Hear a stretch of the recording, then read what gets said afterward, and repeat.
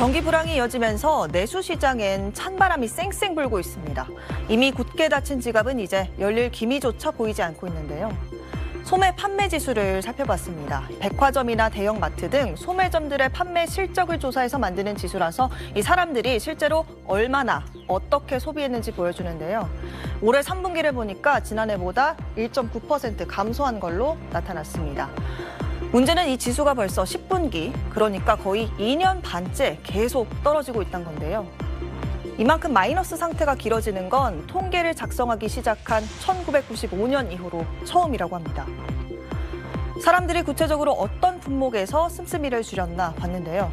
가전제품처럼 고가의 내구재 수요가 떨어진 것도 컸지만 특히 눈에 띄는 부분이 바로 옷에 쓰는 돈을 줄인 경우가 많아졌다는 겁니다. 의류 등 준내구재 판매 지수가 지난해 같은 기간 대비 이렇게 4.7% 감소한 걸로 나타난 건데요. 벌써 6개 분기 연속 감소세를 보이고 있습니다. 실제로 의류 업체들의 실적도 좋지 않습니다.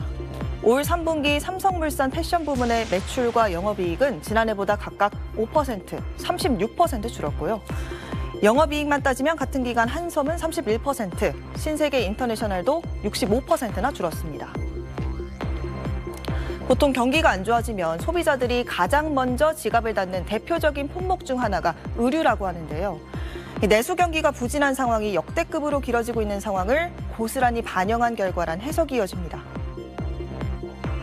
필수적 소비가 아니고 이게 이제 선택적 소비잖아요. 필수적 소비를 제외한 나머지 가처분 소득이 줄어들었죠. 그러니까 이제 뭐 쓸 수 있는 돈이 솔직히 말하면 없으니까 이제 선택적 소비부터 줄여나간다 이렇게 볼 수가 있는 거죠.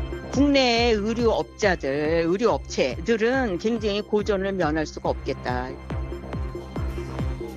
한편 옷 가격이 크게 오른 영향도 있습니다.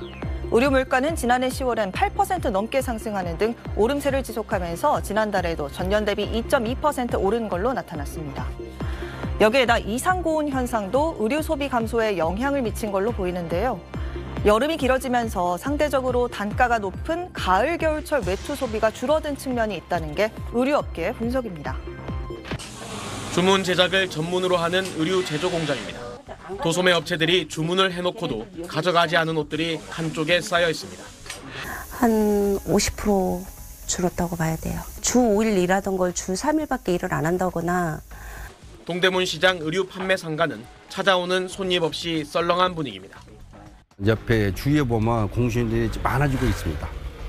이렇게 안 팔리는 옷들은 고스란히 재고 창고에 쌓입니다.